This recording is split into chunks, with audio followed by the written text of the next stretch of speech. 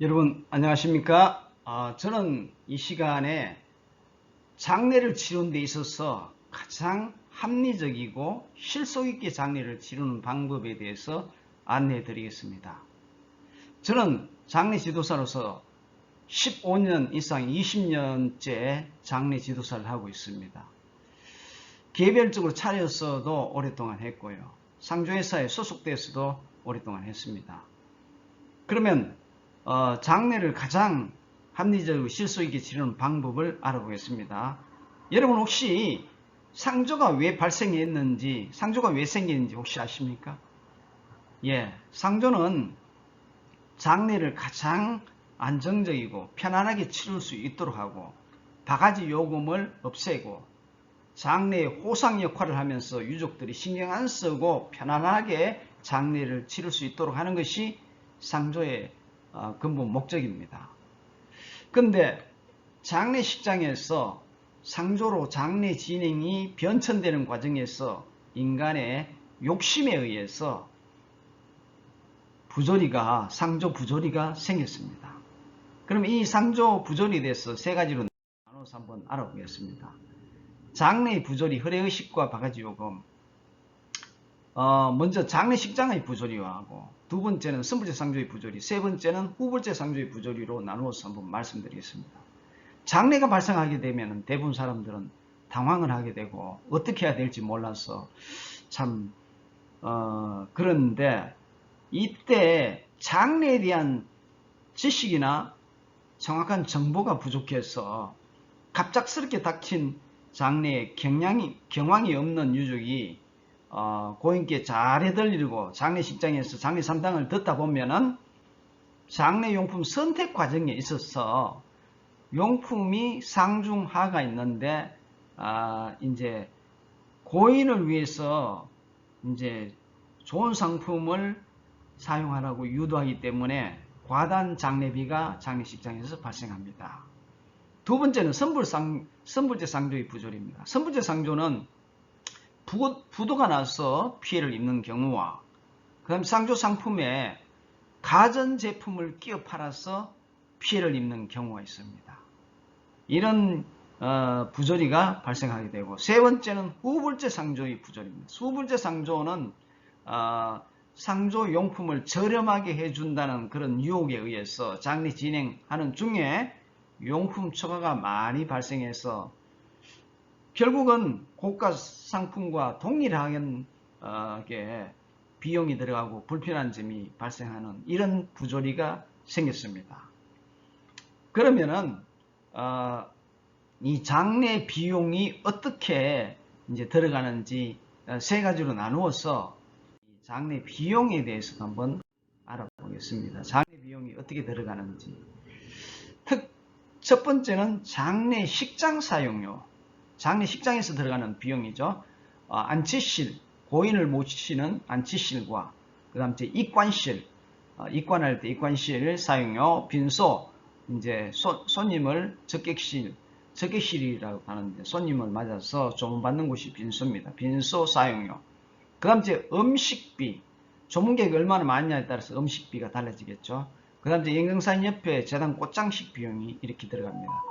두 번째는 상조 비용입니다. 상조 비용은 장례 용품을 위주로 이제 제공이 되는데 이 장례 용품이나 또 주방에서 일하시는 주방 도우미, 그 다음 장의 차량, 앰뷸런스나 캐딜락 리무진, 버스 이렇게 이제 차량하고 이렇게 해서 상조 비용이 들어가게 됩니다. 세 번째는 장지 비용.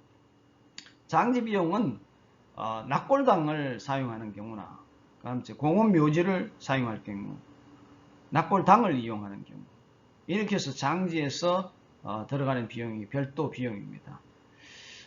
그러면 이제 장례 비용을 어떻게 하면 가장 합리적으로 실속 있게 하는지 그 상품 기준이 있어야 되는데 그 기준을 알면은 장례 비용을 많이 절감할 수 있고 실속 있게 장례를 치를 수 있습니다. 상조 비용에 대해서 그래도 기준되는 샘플을 하나 있어야 되니까 이 정도의 기준이면 아주 적절하고 합당한 상품 구성 요건이 갖춰졌습니다.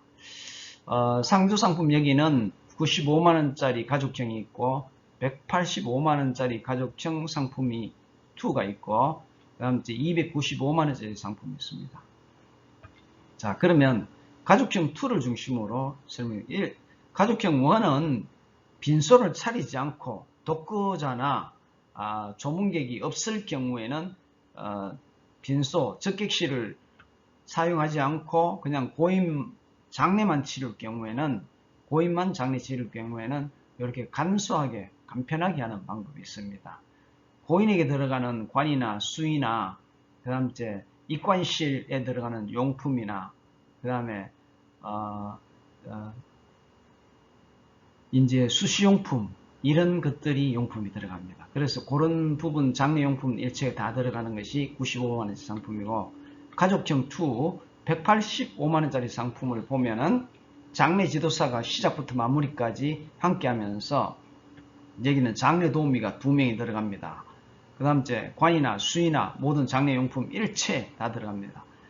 빈소에 들어가는 빈소 여기는 185에는 조문을 받기 때문에 초향, 위패, 부의로, 흰장갑 같이 빈소용품이라든가 수시용품, 이제 입관실에 들어가는 수시할 때 들어가는 이런 용품이 지원이 됩니다. 그 다음에 앰뷸런스 지원, 그 다음에 차량, 버스 한 대가 지원이 됩니다. 그 다음에 상복, 남자는 양복이 3벌, 여자는 4벌이 들어갑니다. 이렇게 해서 185만원짜리 상품이 핵가족이나 소가족일 때 간편하게 하는 방법이 185만원짜리 상품입니다. 이걸 기준으로 하면은 장례를 가장 실속 있게 치를 수 있는 기준이 될 수 있습니다. 그러니까 이 부분을 좀 정확하게 한번 살펴보시고, 그다음에 무지개형 295만원짜리는 이제 가족이 좀 5인 이상 있을 경우에는 도우미가 4명이 지원이 되고, 요 좀 추가되는 부분이 수의나 이제 그다음 이제 관도 좀 틀려지고, 재단꽃 장식이 20만원 지원되고, 캐딜락 리무진이 한 대 더 추가, 리무진, 버스, 앰뷸런스 다 포함되어 있습니다. 남자 양복은 5벌, 여성복은 7벌까지 지원됩니다. 그리고 이렇게 이걸 기준으로 하면은 진짜 적절하게 속지 않고 장례를 치를 수 있습니다. 장례식장에서 장례가 끝나면은 이제 장지로 이동하게 되는데, 버스를 타고 가서 이제 꽃상녀, 상례를 메고, 예전에는 상례를 메고 상복도 3배 상복을 입고 예전에는 이렇게 했습니다. 요즘 오늘날 이 시대는 대부분 남자는 양복이고 여상복이, 개량 여상복이 이제 따로 이제 입는데, 여기는 공원묘지인데 이때는 이제 매장일 때 관체로 모시는 매장일 때 이렇게 모시고 공원묘지에, 그 다음에 화장해서 낙골묘로 모신다든가 낙골당에 모실 때는 화장을 해서 유골함에 모셔가지고 이렇게 진행합니다. 여기는 낙골당이고요. 그렇게 해서 우리가 어떻게 하면은 장례를 가장 실속 있고 안정적이고 잘 치를 수 있는지, 실속 있게 하는 장례에 대해서 알아봤습니다. 지금까지 장례를 가장 실속 있는 장례에 대해서 알려드렸습니다. 감사합니다. 마치겠습니다.